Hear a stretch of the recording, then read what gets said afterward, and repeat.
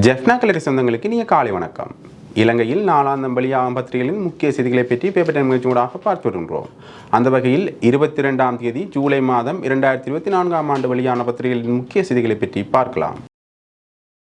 முதலில் உதயன் பத்திரிகையில் அமைந்துள்ள முக்கிய செய்திகளாக, தேர்தலுக்கான கூட்டு அல்ல, தேசத்துக்கான கூட்டமைப்பாகும், கட்சி தலைவர்களுக்கு ஸ்ரீதரன் அறைகூவல். பொது எதிரியை எதிர்கொள்வதற்காக எமக்குள் உள்ள எதிர்ப்புணர்வுகளை புறந்தள்ளி தனிப்பட்ட நலன்களை முன்னிறுத்தாது இன நலன்களை முன்னிறுத்தும் ஒரு கூட்டு தலைமையின் உருவாக்கம் குறித்து சிந்திப்பதோடு தமிழ் தேசிய தளத்தில் இயங்கும் ஒவ்வொரு கட்சிகளினதும் மரபார்ந்த தனித்துவங்களை பேணியவாறு தேர்தல் கூட்டாக அன்றி தேசத்தின் கூட்டாக கூட்டமைப்பை மீள உருவாக்குவதற்கு தமிழ் தேசிய தலைவர்கள் ஒவ்வொருவரும் ஒத்துழைக்க வேண்டும் என நாடாளுமன்ற உறுப்பினர் சிவஞானம் ஸ்ரீதரன் அழைப்பு விடுத்துள்ளார்.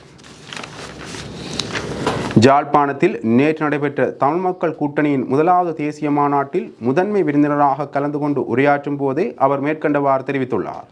அவர் மேலும் தெரிவித்துள்ளதாவது, எமது அரசியல் உரிமையின் மீது போர் தொடுக்கும் சிங்கள பௌத்த பேரினவாதத்தை தமிழ் தேசியம் என்னும் ஒரு குடையின் கீழ் நின்று கூட்டாக எதிர்க்கும் திராணியை உருவாக்குவதில்தான் ஈழத்தமிழினம் இன்று பெரும் தோல்வியை சந்தித்திருக்கின்றது. 8 தசாப்தங்கள் கடந்தும் நீர்த்து போகாத அரசியல் அபிலாஷைகளை கொண்டிருக்கின்ற ஈழத்தமிழர்களின் அடிப்படை மற்றும் அரசியல் உரித்துக்களை அங்கீகரித்து அர்த்தமுள்ள அரசியல் அதிகார பயிரின் மூலம் இனச்சமத்துவத்தை அங்கீகரிக்கின்ற பொருளாதார சுபீட்சமுள்ள இலங்கையை கட்டியெழுப்புவதற்கு இலங்கை அரசு தொடர்ந்தும் தவறி வருகிறது என்பதை பிராந்திய மற்றும் சர்வதேச அரசுகள் உணர்ந்து கொள்ளும் காலமும் நேரமும் நெருங்கி வந்திருப்பதை புரிந்து கொள்ள முடிகின்றது. இத்தகையதோர் சாதகத்தன்மை மிக்க அரசியல் சூழமைவில் ஈழத்தமிழர்களின் குரலை தமிழ் தேசியம் என்னும் இயங்குதளத்தில் நின்று கூட்டு குரலாக ஒருங்கிணைக்க வேண்டியது அவசியமாகும். தமிழ் தேசிய அரசியலில் குறுகிய மற்றும் நீண்டகால இலக்குகளை தீர்மானித்தல், சர்வதேச உறவுகளை மெய்நிலையில் வலுப்படுத்தல், இளைய தலைமுறை அரசியலாளர்களை வலுப்படுத்தல், மக்களை அரசியல் மயப்படுத்தல், மக்களின் உணர்ச்சியையும் திரட்சியையும் ஒரு புள்ளியில் சந்திக்க வைத்தல் உள்ளிட்ட அரசியல் செல்நெறிகளை செயலுறு பெறச் செய்ய வேண்டியுள்ளது. மேற்கூறிய அத்தனையும் இன நலன் ஒன்றையே நோக்காக கொண்ட நல்ல தலைமைத்துவத்தால் மட்டுமே ஏற்படுத்த முடியும். வினைத்திறனான தலைமை பண்புகளுக்குள் இவை அனைத்தும் அடங்கும். இப்போது நம் இனத்துக்கு இருக்கும் மிகப்பெரிய இடைவெளி ஆதர்சன தலைமையற்ற தன்மையே. சனத்திரட்சியை உருவாக்கக்கூடிய ஜனவசியம் மிக்க மிக நேர்த்தியான தலைமைத்துவத்தை யாராலும் சரியான முறையில் கொடுக்க முடியவில்லை அல்லது அத்தகைய அணுகுமுறைகள் குறித்து சிந்திக்கவில்லை. ஆனால் அதற்கான களச்சூழலை உருவாக்க வேண்டியது கால பெரும் பணியாக எம்முன் உள்ளதை நாம் உணரத் தலைப்பட வேண்டும். நம் எதிரிகள் ஒரு காலத்தில் நம் தலைவர்களை அளித்தார்கள். இன்று தலைவர்கள் உருவாக்குவதற்கான சூழலை அளிக்கின்றார்கள். பொது எதிரியை எதிர்கொள்வதற்காக எமக்குள் உள்ள எதிர்ப்புணர்வுகளை புறந்தள்ளி ஒரு பொதுவான அரசியல் இயக்கத்துக்குள் நாம் நிலமும் புலமுமாக இணைய வேண்டும்.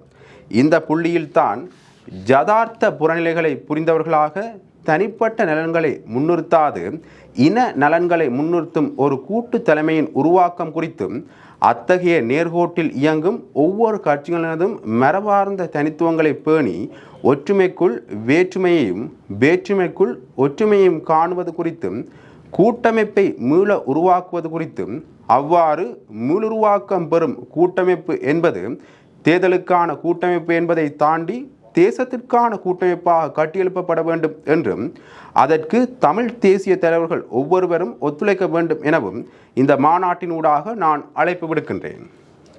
ஈழத்தமிழர்கள் எவ்வாறு கொள்கை வேறுபாடுகளோடும் அரசியல் சித்தார்ந்த வேறுபாடுகளோடும் திசை வேறாக பிரிந்திருக்கின்றார்களோ அதே போன்றதொரு பிரிவினைகள் மிகுந்த நிலைதான் புலத்திலும் வேரோடி இருக்கின்றது. விடுதலை வேண்டி பயணிக்கும் எங்கள் இனம் தன் இலக்கை அடைந்து கொள்ளும் எதிர்கால பயணங்களில் இதனால் பல்வேறு நெருக்குதல்களை எதிர்கொள்ள நேரிடும். ஆழமாக நோக்கினால் ஈழத்தமிழ் தேசிய இனம் தொடர்ந்தும் தன் வல்லமைகள் அத்தனையையும் இழந்து கொண்டே இருக்கின்றது. மாறாக எதையும் பெறவில்லை. அது அரசியல் தீர்வாக இருக்கலாம், நிலைத்திருக்கத்தக்க அபிவிருத்தியாகவும் இருக்கலாம். கருதத்தக்க எதையும் சுதந்திரத்துக்கு பின் எங்கள் இனம் பெறவே இல்லை. இனத்தின் விடுதலை குறித்த சிந்தனைகள் வலுக்குன்ற தொடங்கியிருக்கும் எங்களின் 2ஆம் தலைமுறையினரே எங்கள் அறப்போர் குறித்த புரிதல்கள் குறுகியிருப்பதை அவதானிக்க முடிகிறது. ஒரு வகையில் பார்த்தால் அரசியல் தெளிவும் கொள்கை பிடிப்பும் மிக்க இளையோரை வழிப்படுத்துகின்ற அரசியல் நெறிப்படுத்துகின்ற சமூக பொறுப்பிலிருந்து நாம் தவறி வருகின்றோம் என்பதை உணர முடிகின்றது. ஈழத் தமிழர்கள் எதிர்கொள்ளும் அடிப்படை பிரச்சனைகள் எவை என்ற கேள்வியை எங்கள் இளைய தலைமுறையை நோக்கி எழுப்பினால் நிலப்பறிப்பு, காணாமல் ஆக்கப்பட்டோருக்கான நீதி, தமிழ் அரசியல் கைதிகளின் விடுதலை என்கின்ற 3 தலைநிலைமைகளுமே அவர்களால் முன்னிலைப்படுத்தப்படுகின்றன. ஆனால் அந்த 3 பிரச்சனைகளும் இன விடுதலை போருக்கான களத்தை திறக்கவில்லை என்கின்ற பொது புரிதல் இன்று எங்களிடத்தில் இல்லை. பலாலி விளிம்பு முதல் பொத்துவில் வரை தமிழர்களின் மரபு வழி தாயகமாக எங்கள் வசம் இருந்த போதே எங்கள் இனத்தின் அறப்போர் ஆரம்பித்தது என்பதையும், மேற்சொன்ன காரணங்கள் அந்த போர் சார்ந்து பின்வந்த நாட்களில் வலிந்து திணிக்கப்பட்ட துணை காரணங்கள் என்பதையும் உணரத் தலைப்பட்டால்தான் இன விடுதலை போரின் அறநிலைசார் அடுத்த களங்களை உருவாக்க முடியும். எமது சிந்தனைகளை மீள் வடிவமைப்புக்கு கொண்டு வருவதன் மூலம் காலத்தின் வேகத்துடனும் பூகோள மாற்றங்களுடனும் எமது மக்களின் அபிலாசை தளங்களிலிருந்து தடம் புலராது பயணிக்க வேண்டியுள்ளது. இந்த நெருக்கடிமிக்க சூழலை எளிதாக கையாள்வதாயின் தமிழ் தேசிய கட்சிகளின் தலைவர்களும் பிரதிநிதிகளும் புலத்தில் இருந்தவாறு இனத்தின் விடுதலைக்காக அர்ப்பணிப்புடன் செயற்பட்டு வரும் உறவுகளும் ஒருங்கு சேர தம் அரசியல் பயணத்தை முன்கொண்டு செல்வதற்கான எதிர்கால வழி வரைபடம் ஒன்றையும் அதுசார் கொள்கை வகுப்புகளையும் உருவாக்க வேண்டும். அத்தகையதோர் தளத்தில் நின்று எல்லா தரப்பினரையும் இணைத்து செயலாற்றுவதன் தேவை உணர்ந்த ஒருவனாக அந்த தளத்தின் இணைப்பு பாலமாக இருந்து என் எல்லா இயலுமைகளையும் கடந்து ஈழத் தமிழத்தின் அரசியல் வேட்கையை சுமந்த பயணத்தின் பங்குதாரர்களாக செயலாற்றுவதில் எனக்கு இருக்கும் விருப்பையும் கடமையையும் நான் இவ்விடத்தில் வெளிப்படையாகவே பதிவு செய்து நிறைவு செய்கின்றேன் என்றவாறாக அந்த செய்தி காணப்படுகின்றது. முதற் பக்கத்தில் அமைந்துள்ள மற்றொரு முக்கிய செய்தியாக, சிங்கள வேட்பாளர் தருவதாக சொல்வார்கள், ஆனால் தரமாட்டார்கள். தமிழ் பொது வேட்பாளரே ஒரே தெரிவு. இவ்வாறு தேசிய மாநாட்டில் விக்கி உரை. சிங்கள வேட்பாளர்கள் தருவதாக சொல்வார்கள், ஆனால் அவர்கள் தரமாட்டார்கள். அவர்கள் கொடுப்பதற்கும் பிக்குகள் விடமாட்டார்கள். தமிழ் பொது வேட்பாளரே இதற்கான சரியான தெரிவு. இவ்வாறு ஜாழ் மாவட்ட நாடாளுமன்ற உறுப்பினரும் தமிழ் மக்கள் கூட்டணியின் செயலாளர் நாயகமான சி. விக்னேஸ்வரன் தெரிவித்துள்ளார். தமிழ் மக்கள் கூட்டணியின் முதலாவது தேசிய மாநாடு நேற்று ஞாயிற்றுக்கிழமை மாலை 3 மணியளவில் ஜாழ் நகரில் அமைந்துள்ள தந்தை செல்வா கலையரங்கத்தில் சி. விக்னேஸ்வரன் தலைமையில் இடம்பெற்றது. நிகழ்வில் தமிழரசு கட்சியின் ஜாழ் மாவட்ட நாடாளுமன்ற உறுப்பினர் சிவஞானம் ஸ்ரீதரன் பிரதம விருந்தினராகவும், ஜாழ்ப்பாண பல்கலைக்கழக அரசறிவியல் துறை தலைவர் கலாநிதி கணேசலிங்கம் சிறப்பு விருந்தினராகவும் கலந்து கொண்டனர். இந்த மாநாட்டில் விக்னேஸ்வரன் ஆற்றிய உரையில் தெரிவித்ததாவது, நாங்கள் பொது வேட்பாளரை நிறுத்த இருக்கின்றோம் என்றவுடன் 3 முக்கியமான சிங்கள வேட்பாளர்களும் தமது சேனை பரிவாரங்களுடனும் படைகளுடனும் இங்கு வந்து 13ஐ தருகின்றோம் என்று சொல்லி சென்றுள்ளார்கள். 13ஆம் திருத்தம் 1987ஆம் ஆண்டு தொடக்கம் அரசமைப்பில் இருந்து வருகின்றது. அதனை 1988ஆம் ஆண்டு தொடக்கம் நடைமுறைப்படுத்தாது விட்டுவிட்டு 2024இல் வந்து நடைமுறைப்படுத்துவோம் என்று கூறினால் அதன் அர்த்தம் என்ன? 13 வேண்டாம், ஆனால் தமிழ் பேசும் மக்களின் வாக்கு வேண்டும் என்பதே அதன் அர்த்தம். தமிழர்களின் வாக்குகளை பெறுவதற்காக வலிந்து வந்து 13 பற்றி கூறி சென்றுள்ளார்கள் சிங்கள தலைவர்கள். போட்டி முடிந்ததும் 13 வேண்டாம் என்பார்கள். நாம் ஜாவரும் ஒரு நாட்டு மக்களே எங்களுடன் சேருங்கள் என்றெல்லாம் கூறுவார்கள். பறிபோன அதிகாரங்களை திரும்ப மாகாண சபைகளுக்கு கையளிக்க உதவுவேன் என்று எனக்கு சொன்ன தற்போதைய ஜனாதிபதி கடைசி நேரத்தில் அந்த நடவடிக்கையில் இருந்து பின்வாங்கிவிட்டார். ஆகவே இவர்கள் தருவதாக கூறுவார்கள், தரமாட்டார்கள்.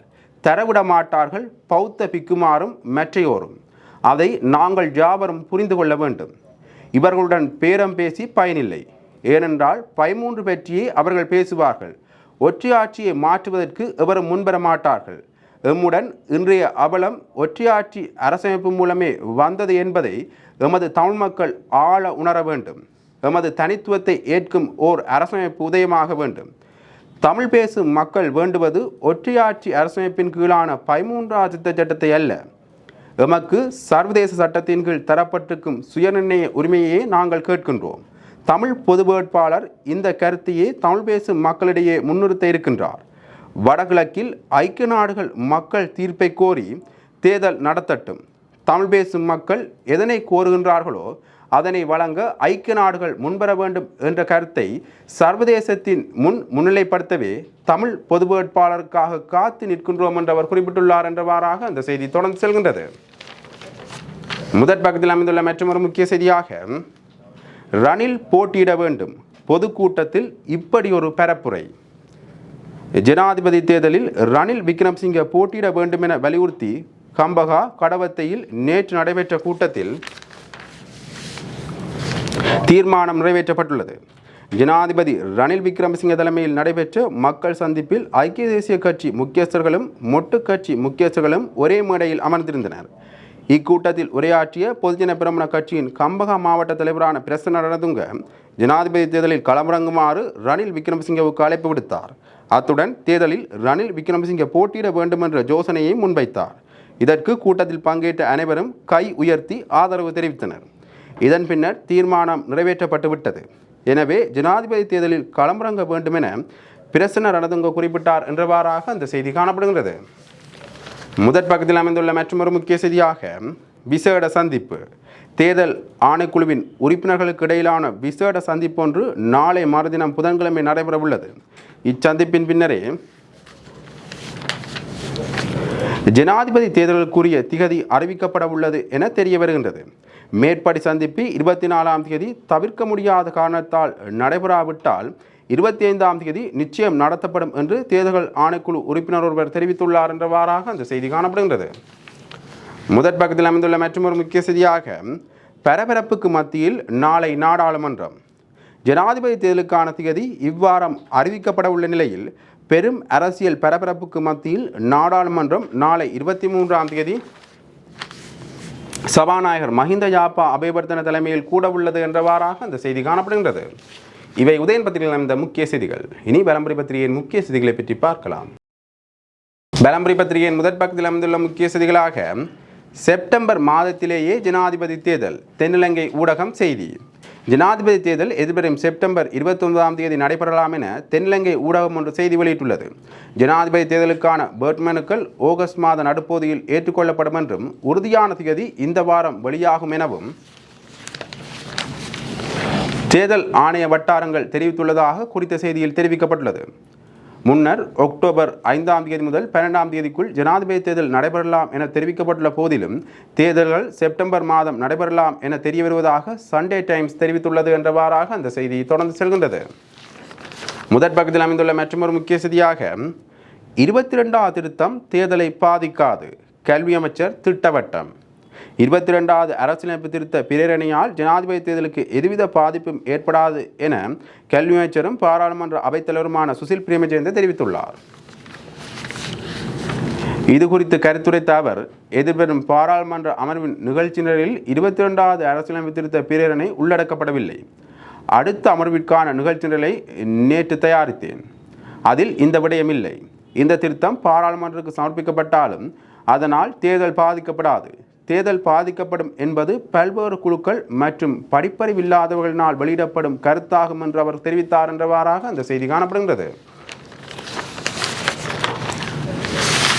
இரண்டாம் பக்கத்தில் அமைந்துள்ள முக்கிய செய்தியாக, நடவடிக்கை இல்லையேல் உண்ணாவிரத போராட்டம், மருத்துவர் அர்ச்சுனாவின் அடுத்த கணை. சுகாதார அமைச்சினால் உரிய நடவடிக்கை எடுக்கப்படாவிடின் நல்லூரில் உண்ணாவிரத போராட்டத்தை மேற்கொள்வோம் என சாவகச்சேரி வைத்தியசாலையின் முன்னாள் பதில் வைத்திய அத்தியட்சகர் ராமநாதன் அர்ச்சுனா தெரிவித்துள்ளார். இது குறித்து அவர் மேலும் குறிப்பிடுகையில், எதிர்வரும் 25ஆம் தேதிக்கு முன் சாவகச்சேரி ஆதார வைத்தியசாலையில் குற்றம் சுமத்தப்பட்டுள்ள வைத்திய நிர்வாகிகள் குறித்து சுகாதார அமைச்சு உரிய நடவடிக்கை எடுக்க வேண்டும். இல்லையேல் 25ஆம் தேதி காலை நல்லூரில் உண்ணாவிரத போராட்டம் முன்னெடுக்கப்படும். இது மக்கள் போராட்டமாக மாறும். இது வரலாறாக மாறும். மேலும் இந்த போராட்டத்தில் தன்னையே அர்ப்பணித்து ஆகுதியாக மாறவும் நான் தயார் என மருத்துவர் அர்ச்சுனா தெரிவித்துள்ளார் என்றவாறாக அந்த செய்தி காணப்படுகின்றது. 5ஆம் பக்கத்தில் அமைந்துள்ள முக்கிய செய்தியாக, ஜனாதிபதி பதவிக்காலத்தை குறைப்பதே 19வது அரசியலமைப்பு திருத்தத்தின் நோக்கம், முன்னாள் ஜனாதிபதி சிறிசேன தெரிவிப்பு. நிறைவேற்று ஜனாதிபதி முறைமையின் எல்லையற்ற அதிகாரத்தை குறைத்து ஜனாதிபதி பதவிக்காலத்தை 6 வருடங்களிலிருந்து 5 வருடங்களாக குறைப்பதே 19வது அரசியலமைப்பு திருத்தத்தின் நோக்கம் என முன்னாள் ஜனாதிபதி மைத்திரிபால சிறிசேன தெரிவித்துள்ளார். ஜனாதிபதி ரணில் விக்ரமசிங்கவின் கருத்திற்கு பதிலளிக்கும் வகையில் அவர் இதனை தெரிவித்துள்ளார். அரசியலமைப்பின் 19வது திருத்தத்தில் ஜனாதிபதி மற்றும் பாராளுமன்றத்தின் அதிகூடிய பதவிக்காலத்தை 5 வருடங்களாக குறைக்காமல் விட்டமைக்கு ஐயம்பதி விக்ரமரத்னவின் அனுபவ குறைவினால் ஏற்பட்ட தவறே காரணம் என ஜனாதிபதி ரணில் விக்ரமசிங்கே தெரிவித்திருந்தார். இதற்கு ஜனாதிபதியின் உரைக்கு ஜனாதிபதி சட்டத்தரணி ஐயம்பதி விக்ரமரத்ன மறுப்பு தெரிவித்திருந்தமை குறிப்பிடத்தக்கது என்றவாறாக அந்த செய்தி காணப்படுகிறது. 16ஆம் பக்கத்தில் அமைந்துள்ள முக்கிய செய்தியாக ஜனாதிபதி வேட்பாளருக்கு விசேட பாதுகாப்பு. ஜனாதிபதி தேர்தலில் போட்டியிடவிருக்கும் வேட்பாளர்களின் தனிப்பட்ட பாதுகாப்பு ஏற்பாடுகளை மேற்பார்வையிட பிரதி பொலிஸ்மா அதிபர் ஒருவரை நியமித்துள்ளதாக பொலிஸ்மா அதிபர் தேசபந்து தென்னகோன் நேற்று தெரிவித்துள்ளார். இது குறித்து மேலும் குறிப்பிட்ட அவர், பொது பாதுகாப்பு அமைச்சின் செயலாளருடன் கடந்த வாரம் ஜனாதிபதி தேர்தல் வேட்பாளர்களுக்கும் முன்னாள் ஜனாதிபதிகளுக்கும் பாதுகாப்பு வழங்குவது தொடர்பில் கலந்துரையாடப்பட்டது என்றவாறாக அந்த செய்தி தொடர்ந்து செல்கின்றது. இவை விளம்பரி பத்திரிகையில் நடந்த முக்கிய செய்திகள். இனி தினக்குள் பத்திரிகையின் முக்கிய செய்திகளை பற்றி பார்க்கலாம். தினக்குள் பத்திரிகையின் முதற் பக்கத்தில் அமைந்துள்ள முக்கிய செய்திகளாக தமிழ் பொது வேட்பாளர் ஒப்பந்தம் கைச்சாத்து இன்று சுரேஷ் தெரிவிப்பு. தமிழ் பொது வேட்பாளர் தொடர்பான புரிந்துணர்வு ஒப்பந்தம் இன்று திங்கட்கிழமை கைச்சாத்திடப்பட உள்ளதாக ஈழ மக்கள் புரட்சிகர விடுதலை முன்னணியின் தலைவர் சுரேஷ் பிரேமச்சந்திரன் தெரிவித்துள்ளார். இது தொடர்பில் ஊடகங்களுக்கு தெளிவுபடுத்தும் ஊடகவியலாளர் சந்திப்பை சுரேஷ் பிரேமச்சந்திரன் நேற்று அவரது இல்லத்தில் நடத்தினார். இங்கு அவர் மேலும் தெரிவிக்கையில், சிவில் சமூக அமைப்புகள் மற்றும் அனைத்து கட்சிகளின் ஆதரவுடன் தமிழ் மக்கள் தரப்பிலிருந்து ஒரு ஜனாதிபதி பொது வேட்பாளரை நிறுத்துவது தொடர்பாக 6 அல்லது 7 மாதங்களுக்கு முன்னர் அனைத்து கட்சிகளுடனும் பேச்சுவார்த்தை நடாத்தி ஒரு முடிவினை எடுத்திருந்தோம். அது தொடர்பான புரிந்துணர்வு ஒப்பந்தம் ஒன்று நாளைய தினம் கைச்சாத்திடப்பட உள்ளது. அந்த புரிந்துணர்வு ஒப்பந்தமானது எதிர்வரக்கூடிய ஜனாதிபதி தேர்தலுக்கு பொது வேட்பாளரை நிறுத்துவது தொடர்பாக கைச்சாத்திடப்பட உள்ளது என்றவாறாக அந்த செய்தி தொடர்ந்து செல்கின்றது. முதற் பக்கத்தில் அமைந்துள்ள மற்றொரு முக்கிய செய்தியாக இந்திய கருத்து கணிப்பில் சஜித் முன்னிலை, ரணில் 3ஆம் இடம். எதிர்வரும் ஜனாதிபதி தேர்தல் தொடர்பான அனைத்து கணக்கெடுப்பு அறிக்கைகளிலும் சஜித் பிரேமதாச முன்னிலை வகிப்பதாக இந்திய புலனாய்வு தகவல்கள் தெரிவிக்கின்றன. இந்தியாவின் ரோ புலனாய்வு சேவையினால் மேற்கொள்ளப்பட்ட கணக்கெடுப்பின்படி இந்த தகவல் வெளியாகியுள்ளதாக கூறப்படுகின்றது. கம்பகா மாவட்ட நாடாளுமன்ற உறுப்பினர் அசோக அபேசிங்க வெளியிட்ட அறிவிப்பிலேயே மேற்கண்ட விடயம் சுட்டிக்காட்டப்பட்டுள்ளது. குறித்த அறிக்கையின் பிரகாரம் 2வது இடத்தில் அன்றகுமார் திசாநாயக்கவும் 3வது இடத்தில் தற்போதைய ஜனாதிபதி ரணில் விக்ரமசிங்கவும் இருப்பதாக கூறப்பட்டுள்ளது. இதன் காரணமாகவே ஜனாதிபதி தேர்தலை ஒத்திவைக்க பல்வேறு சூழ்ச்சிகளை அரசாங்கம் கையாண்டு வருவதாகவும் அசோக அபேசிங்க கூறியுள்ளார் என்றவாறாக அந்த செய்தி காணப்படுகின்றது. அதே பக்கத்தில் அமைந்துள்ள மற்றொரு முக்கிய செய்தியாக 24ஆம் தேதி வேட்பாளர் ஜார் என மஹிந்த அறிவிப்பார். எதிர்வரும் 24ஆம் தேதி ஸ்ரீலங்கா பொதுஜன பெரமுனவின் ஜனாதிபதி வேட்பாளர் தொடர்பான அறிவிப்பை கட்சியின் தலைவர் முன்னாள் ஜனாதிபதி மஹிந்த ராஜபக்ச அறிவிக்க உள்ளதாக தெரிவிக்கப்பட்டுள்ளது. தேர்தல் ஆணைக்குழு எதிர்வரும் புதன்கிழமை ஜனாதிபதி தேர்தல் திகதியை அறிவித்து 24 மணித்தியாலங்களுக்குள் தமது கட்சியின் வேட்பாளரை நியமிக்க ஸ்ரீலங்கா பொதுஜன பெரமுன தீர்மானித்துள்ளது. இம்மாத இறுதிக்குள் ஜனாதிபதி தேர்தல் திகதி அறிவிக்கப்படும் எனவும் ஜனாதிபதி தேர்தலுக்கான வேட்புமனுக்களை ஏற்றுக்கொள்வது தேர்தல் அறிவிப்பு வெளியிடப்பட்ட நாளிலிருந்து 16 முதல் 21 நாட்களுக்குள் செய்யப்பட வேண்டும் எனவும் வேட்புமனுக்கள் ஏற்றுக்கொள்ளப்பட்ட நாளிலிருந்து 4 தொடக்கம் 6 வாரங்களுக்குள் ஜனாதிபதி தேர்தல் நடத்தப்பட வேண்டும் என்றும் தேர்தல் ஆணைக்குழு ஏற்கனவே அறிவித்துள்ளது. இதன்படி முன்னாள் ஜனாதிபதி மஹிந்த ராஜபக்ச தனது கட்சியின் வேட்பாளரை எதிர்வரும் 24ஆம் தேதி அறிவிக்க உள்ளதாக தெரிய வருகின்றது என்றவாறாக அந்த செய்தி காணப்படுகின்றது. முதற் பக்கத்தில் அமைந்துள்ள மற்றொரு முக்கிய செய்தியாக தான் போட்டியிடுவதாக ரணிலுக்கு கூறிய நாமல், இருவரும் நேரில் சந்தித்தனர். எதிர்வரும் ஜனாதிபதி தேர்தலில் தான் போட்டியிடவுள்ளமை தொடர்பில் ஜனாதிபதி ரணில் விக்ரமசிங்கவுக்கு ஸ்ரீலங்கா பொதுஜன பெரமுனவின் தேசிய அமைப்பாளர் நாமல் ராஜபக்ச தெரிவித்துள்ளதாகவும் இதனால் பொதுஜன பெரமுனவின் ஆதரவை பெற்றுக்கொள்வதில் ரணில் விக்ரமசிங்கவுக்கு கடும் நெருக்கடி ஏற்பட்டுள்ளதாகவும் தெரிவிக்கப்பட்டுள்ளது. ஜனாதிபதி ரணில் விக்ரமசிங்கே மற்றும் நாமல் ராஜபக்சவுக்கு இடையில் நேற்று முன்தினம் சனிக்கிழமை இரவு விசேட கலந்துரையாடல் ஒன்று இடம்பெற்றுள்ளதாக தெரியவந்துள்ளது. ஜனாதிபதியினால் நாமல் ராஜபக்சவுக்கு கிடைத்த அழைப்பின் பிரகாரம் இந்த கலந்துரையாடல் இடம்பெற்றதாக தெரிவிக்கப்படுகின்றது. இதன்போது எதிர்வரும் ஜனாதிபதி தேர்தலில் போட்டியிடுவது தொடர்பில் நாமல் ராஜபக்சவிடம் ஜனாதிபதி வினவியதாகவும் எதிர்வரும் ஜனாதிபதி தேர்தலுக்கான வேட்புமனுவை சமர்ப்பிக்க உள்ளதாக நாமல் ராஜபக்ச நேரடியாக ஜனாதிபதியிடம் தெரிவித்துள்ளதாகவும் தெரிய வருகின்றது. இதனால் இருவருக்கிடையிலான விவாதம் சூடுபிடித்திருந்ததாகவும் அறிய முடிகின்றது. இதற்கு முன்னர் ஜனாதிபதி ரணில் விக்ரமசிங்கே நாமல் ராஜபக்சவுடன் இந்த விடயம் தொடர்பில் கலந்துரையாடவில்லை. மேலும் ராஜபக்ச குடும்பத்தின் ஏனைய உறுப்பினர்களுடன் மாத்திரம் கலந்துரையாட ஏற்பாடு செய்திருந்தார் என்றவாறாக அந்த செய்தி தொடர்ந்து செல்கின்றது. இவை தினக்குள் பத்திரிகையில் இந்த முக்கிய செய்திகள். இன்று வெளியான பத்திரிகைகளின் முக்கிய செய்திகளை பற்றி பார்த்தோம். தொடர்ந்தும் பத்திரிகை செய்திகளை அறிந்து கொள்ள பேப்பர் டைம் நிகழ்ச்சியோடு இணைந்திருங்கள். நன்றி, வணக்கம்.